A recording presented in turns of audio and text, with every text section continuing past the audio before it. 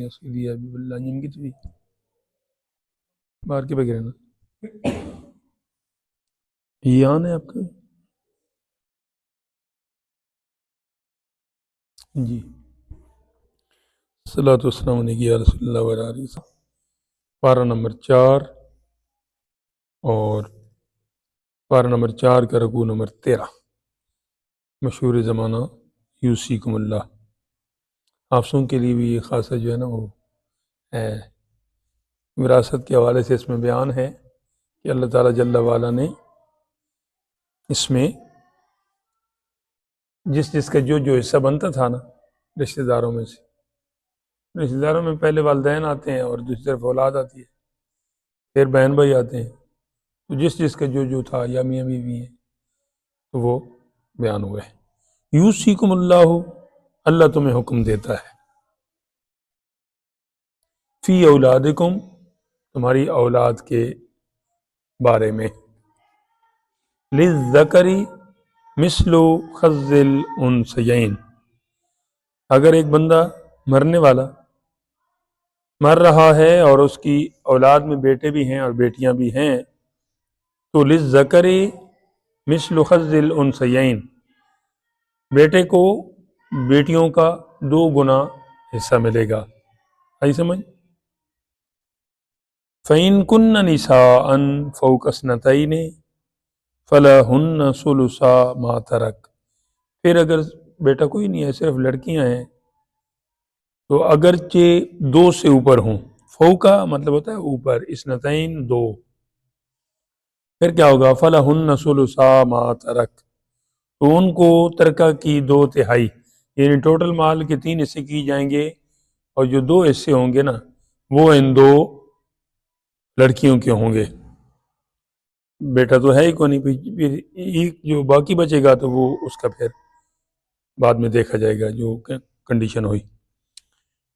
व इन कानत वाहिदतन फलहन निस्फ, अगर 2 बेटियां हुई तो फिर तो माल के 3 हिस्से करके 2 हिस्से इन दोनों में तकसीम होंगे, और अगर एक बेटी हुई, सिर्फ एक ही बेटी है और कोई औलाद है ही नहीं, तो उसको फिर आधा मिलेगा, पूरे माल का आधा हिस्सा उसका और आधा फिर आगे कंडीशन देखी जाएगी।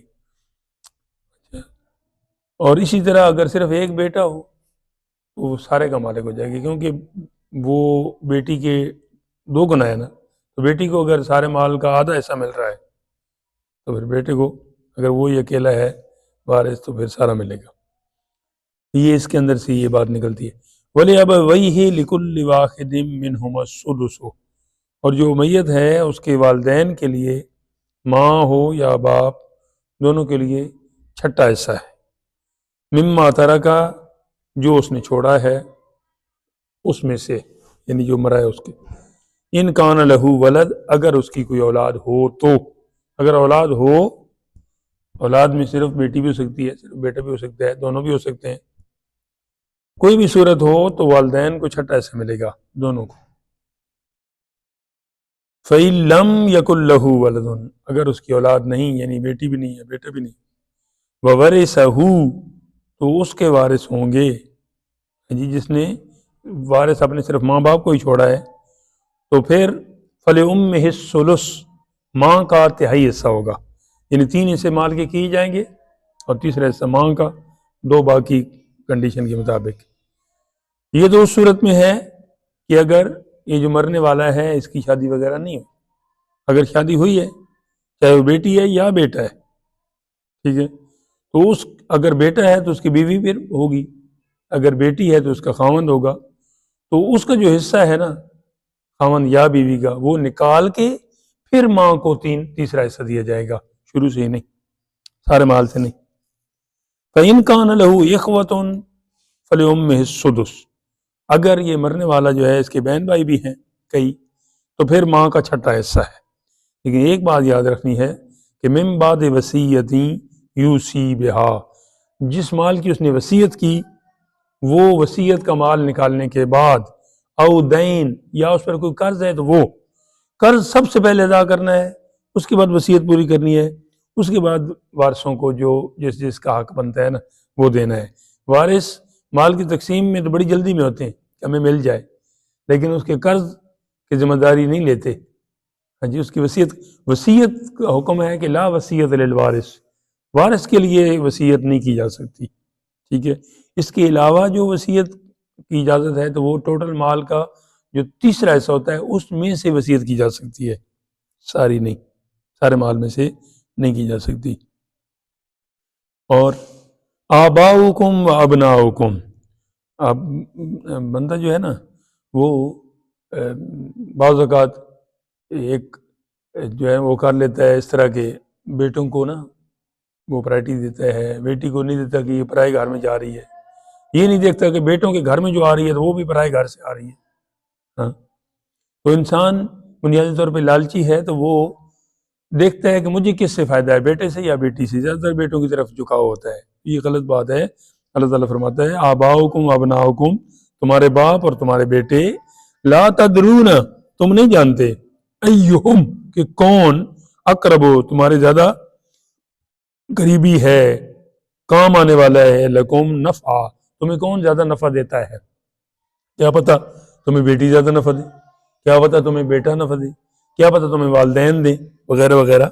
ہاں، تو تم اس کے مطابق چلو جو اللہ تعالیٰ نے تمہیں حکم فرمایا نا، کہ اپنی مرضی. فریضۃ من اللہ، یہ اللہ کا فرض ہے.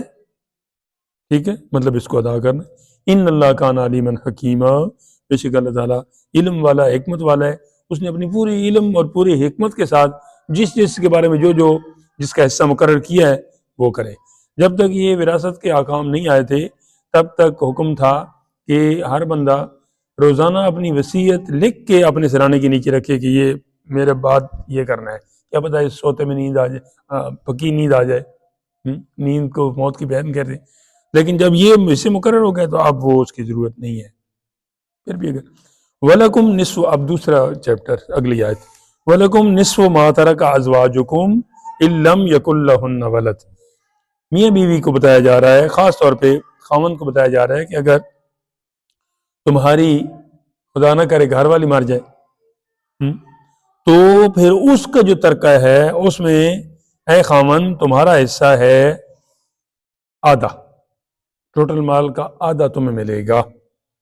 یہ اس صورت میں کہ لم یکن لہ ولد، اگر اس کی اولاد نہ ہو، چاہے تم سے ہو یا پہلے کسی جگہ اس کی شادی ہوئی تھی تو اولاد تھی. اگر اولاد بالکل نہیں تو بیوی کے حصے میں سے خاوند کو آدھا ملے گا. ٹھیک ہے، پھر اگر اولاد ہوئی تو پھر فَإِن كَانَ لَهُ وَلَدٌ، اگر اس کی اولاد ہوئی، فَلَكُمُ الرُّبُعُ، تو اب تمہیں آدھا نہیں، آدھا تو ہوتا ہے نا دوسرا، تو اب چوتھا ہی ملے گا، چوتھا حصہ.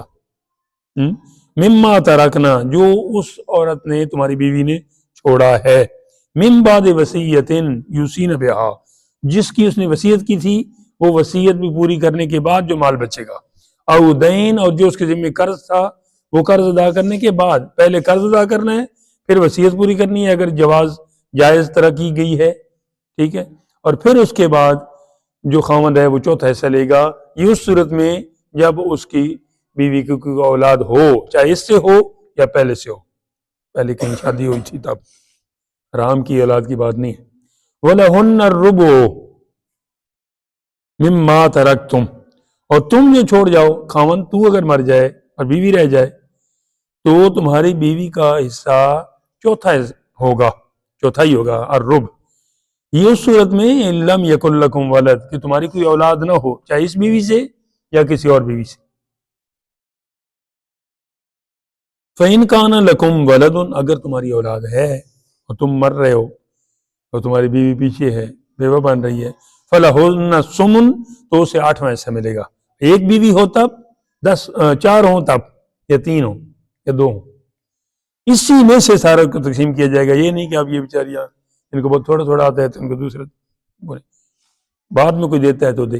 مما ترکتم، جو تم نے چھوڑا ہے، من بعد وصیت، وصیت توصون بہا، جس کی تم نے کوئی وصیت کی اور جائز وصیت کی، وہ بھی مال ادا کرنے کے بعد، او دین، یا تمہارے ذمہ کوئی قرض تھا تو وہ قرض پہلے ادا کرنے کے بعد، پھر ان کو حصہ ان کا وہ 8واں جو بنے گا تو وہ ملے گا. اب ایک اور صورت ہے، وَإِن كَانَ رَجُلٌ يُورَثُ كَلَالَةً، کلالہ ایک ایسا ہے شخص ہوتا ہے، مرد ہو یا عورت ہو، جس کا نا کوئی بھی وارث نہ ہو، ٹھیک ہے، بس کوئی ایک خاص حالت ہے، ادھر بھی ایک بیان ہوا ہے اور آگے جا کے سورہ کیا کہتے ہیں اسے نساء کی آخری آیتوں میں بھی یہ چیز بیان ہوئی ہے کلالہ کی. اور میں ایسا کوئی چلے پڑھے تو اس کے اندر یہ سمجھ آ جائے گی. وَإِنْ كَانَ رَجُلٌ يُورَثُ كَلَالَةً، اور اگر کسی ایسے مرد یا عورت کا حصہ ترکہ بٹتا ہو کلالتاً، جس نے ماں باپ اولاد کچھ نہ چھوڑے ہوں. رشتہ دار میں نے آپ کو بتایا کہ دو ہی ہوتے ہیں، یا اوپر ماں باپ یا پھر نیچے اولاد، پھر سائڈ والے ہیں. تو یہاں ان دونوں میں سے کوئی بھی نہیں ہے، نہ تو اس کے والدین زندہ ہیں اور نہ ہی اس کی کوئی آگے اولاد ہے، ٹھیک ہے، مطلب بیوی وغیرہ بھی نہیں. کلالتاً اوِمراتن، ہاں جی، اور اگر کسی ایسے مرد یا عورت کا ترکہ بٹتا ہو جس نے ماں باپ اولاد کچھ نہ چھوڑے، ٹھیک، یا تو وہ رجل ہوگا یا امراتن ہوگا، یعنی یا مرد ہوگا یا عورت، کلالہ ہی کہلائے گا. وَلَهُ أَخٌ او اختن، ٹھیک ہے، تو اور ماں کی طرف سے اس کا بھائی یا بہن، اخن بھائی ہوتا ہے، اختن بہن کو کہتے ہیں. فَلِكُلِّ وَاحِدٍ، تو جو بھی ہوگا دونوں کے لیے یہی حکم ہے کہ ہر ایک کے لیے اس کے ترکے میں سے منہما، ان دونوں کے لیے یعنی بھائی اور بہن دونوں کے لیے یا جو بھی ہو، سدس چھٹا حصہ ہوگا. یہ تو صورت میں کہ جب وہ ایک ایک ہیں، ٹھیک. فَإِنْ كَانُوا أَكْثَرَ مِنْ ذَلِكَ، پھر اگر وہ بہن بھائی ایک سے زیادہ ہوں، فَهُمْ شُرَكَاءُ فِي الثُّلُثِ، تو وہ تہائی مال میں سے جو وہ کیا کہتے ہیں اس نے وصیت کی ہو یا اس پر قرضہ ہو، وہ نکالنے کے بعد جو مال بچے گا اس میں سے جو تیسرا حصہ اس مال کا ہوگا وہ ان بہن بھائیوں میں، اور اگر زیادہ ہوں، بہن بھائیوں نہیں مطلب زیادہ ہوں نا، ایک ایک سے زیادہ ہوں، تو اس میں سے وہ سارے وارث بنیں گے. من بعد وصیت یوصی بہا او دین، یہ میں پہلے بتا چکا ہوں. غیر مدار، جس میں اس نے نقصان نہ پہنچایا ہو، ٹھیک ہے. وصیت ایسی نہ ہو کہ اس میں اس نے کوئی شریعت سے باہر وصیت کی ہو، جیسا کہ میں نے بتایا کہ وارث کے لیے نہیں ہے اور تہائی مال سے زیادہ بھی نہیں ہے، اس کے لیے کی ہے. واللہ وصیت من اللہ، یہ اللہ کا ارشاد ہے، وہ تو وہ وصیت کرنے والا ہے، اور یہاں اللہ تمہیں وصیت فرماتا ہے، حکم دیتا ہے. واللہ علیم حلیم، اور اللہ تعالیٰ علم والا ہے، حلم والا ہے، تحمل والا ہے، برداشت والا ہے. تلک حدود اللہ، یہ اللہ کی حدیں ہیں. ومن یطع اللہ ورسولہ، اور جس نے اطاعت کی اللہ اور اس کے رسول کی، یدخلہ جنات تجری، وہ اسے داخل کرے گا باغات میں جس کے نیچے من تحتہا الانہار، نہریں جاری ہیں، خالدین فیہا، ہمیشہ اس میں رہے گا یا رہیں گے. وذالک الفوز العظیم، اور یہ بہت بڑی کامیابی ہے. یہ تو اس کے لیے ہے کہ جس نے اس کا حکم مانا، جس نے نہ مانا اس کا کیا ہے. وَمَن یعص اللہ، اور جس نے نافرمانی کی اللہ ورسولہ، اللہ اس کے رسول کی، وَیَتَعَدَّ حُدُودَهُ، اور حدوں کو کراس کیا، جی اس کی کل حدوں سے بڑھ جائے، تو اس سے بھی داخل کرے گا. لیکن کدھر داخل کرے گا؟ یدخلہ نارن، آگ میں داخل کرے گا. ہاں جی، بالکل وہ اسی کی اپوزٹ، ادھر باغات ہیں اور ادھر یہ جناب جہنم کا ایندھن ہے. خالدن فیہا، یہ بھی اس میں ہمیشہ رہے گا. مطلب کافر ہوا تو، مسلمان ہوا تو پھر آپ نے کیے کرائے کی سزا بھگتنے کے بعد آ جائے گا. وَلَهُ عذاب مہین، اور اس کے لیے خواری کا، ذلت کا جو عذاب ہے نا وہ ہوگا. یہاں پہ بات ختم کرتے ہیں. 13 منٹ 14 تقریباً ہوا جاتے ہیں. اللہ